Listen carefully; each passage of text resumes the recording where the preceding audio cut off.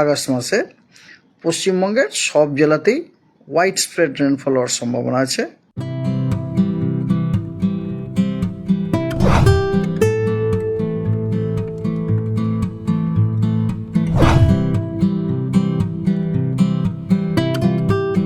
হালকা মাঝারি বৃষ্টি সব জায়গাতেই পাবো, প্রতিদিনই পাবো আগামী 7 দিনে। আর ওয়ার্নিংটা হচ্ছে এরকম, যেমন আজকে 29 তারিখে ভারী বৃষ্টিপাতের ওয়ার্নিং দেওয়া হয়েছে দার্জিলিং, কালিম্পং, জলপাইগুড়ি, পূর্ব বর্ধমান, হুগলি, পূর্ব এবং পশ্চিম মেদিনীপুর এবং ঝাড়গ্রাম। এবং আজকে বজ্রবিদ্যুৎ সহ বৃষ্টিরও সতর্কবার্তা দেওয়া হয়েছে দার্জিলিং, কালিম্পং, জলপাইগুড়ি, উত্তর এবং দক্ষিণ দিনাজপুর, মালদা, মুর্শিদাবাদ, বীরভূম, 2টি বর্ধমান এবং পুরুলিয়া। আপনি বুঝতে পারছেন একটা ওয়াইড স্প্রেড থান্ডারস্টর্মের একটা ফোরকাস্ট রয়েছে আর কি। 30 তারিখে ভারী বৃষ্টিপাতের সতর্কবার্তা দেওয়া হয়েছে কালিম্পং এবং আলিপুরদুয়ারের জন্য, এবং বজ্রবিদ্যুৎ সহ বৃষ্টির সতর্কবার্তা দেওয়া হয়েছে জলপাইগুড়ি, তারপরে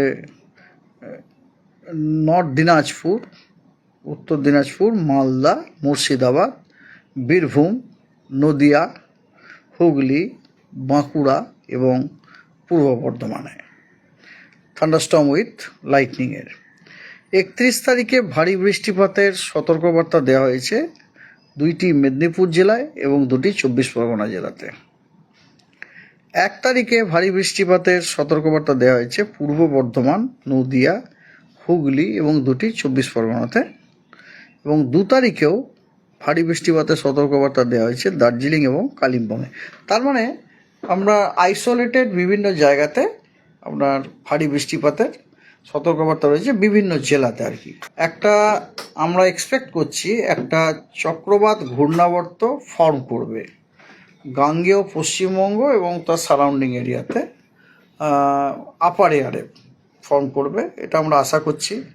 এবং তারপরে আমাদেরকে অবজার্ভ করতে হবে যে ওই যে চক্রবাত ঘূর্ণাবর্তটি ওটি যদি ফেভারেবল কন্ডিশনে আমাদের সমুদ্রপৃষ্ঠতে যদি পতিত হয় অ্যাজ এ লো প্রেসার হিসেবে, তাহলে ইন দ্যাট কেস ডেফিনেটলি আমরা ভালো রেনফল আশা করতে পারি। কিন্তু এগুলো এখনও পর্যন্ত সব ইফস অ্যান্ড ওয়াটসের মধ্যেই রয়েছে।